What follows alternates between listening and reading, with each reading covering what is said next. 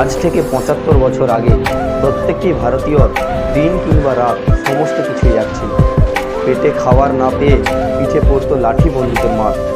ইংরেজদের কড়া অত্যাচার সহ্য করে দু চোখে প্রত্যেকটি ভারতীয়র একটাই স্বপ্ন, কবে আসবে সেই স্বাধীন ভারতের দিন।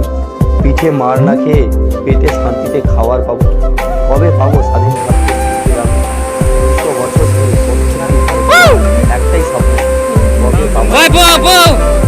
আমরা ভারত স্বাধীনের কথা যদি শুরু করি তাহলে দুজন হিরোর কথা মাথায় আসে, এক মোহনদাস করমচাঁদ গান্ধী বা মহাত্মা গান্ধী, আর ২ নম্বর হল নেতাজি সুভাষচন্দ্র বোস। কিন্তু ভারত স্বাধীনের পিছনে আরও একজনের লম্বা হাত ছিল, তিনি হলেন অ্যাডলফ হিটলার। যদিও তিনি একজন ভিলেন ছিলেন, কিন্তু ভারত স্বাধীন হওয়ার পেছনে তার গুরুত্ব অনেক। ২০০ বছর ধরে অত্যাচারিত ইংরেজদের বিরুদ্ধে অনেক স্বাধীনতা সংগ্রামের হাত রয়েছে। ভগৎ সিং, ক্ষুদিরাম বোস, মাস্টারদা সূর্য সেন, বিনয় বাদল দীনেশ। কিন্তু ছোট থেকে আমরা বই কিংবা মিডিয়া চ্যানেল সমস্ত জায়গায় একজনের নাম শুনতে পাই, মহাত্মা গান্ধী। কিছুটা নেতাজির নাম শোনা গেলেও পুরো ক্রেডিট গান্ধীজি নিত। তাহলে কি তখনকার ভারত সরকারের প্রথম উদ্দেশ্য ছিল গান্ধীজির গুরুত্ব ছড়ানো?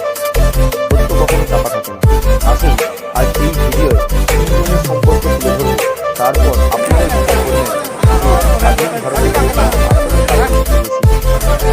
মহাত্মা গান্ধী এমন একজন নেতা ছিলেন যিনি ভারত স্বাধীন করার জন্য ইংরেজদের বিরুদ্ধে অহিংসা ও অসহযোগ আন্দোলনের পথ বেছে নিয়েছিল। এই আন্দোলন ঠান্ডা হলেও এর প্রভাব ইংরেজদের উপর পড়ে ইংরেজ শাসন ব্যবস্থাকে গরম করে জ্বালিয়ে দিয়েছিল, যার কারণে ইংরেজদের শুধু শাসন ব্যবস্থাই নয়, আর্থিক ব্যবস্থারও নড়বড়ে করে দিয়েছিল। ১৯১৭ সালে যখন ভারতে চাষিদের উপর তাদের চাষ করা সবজি ও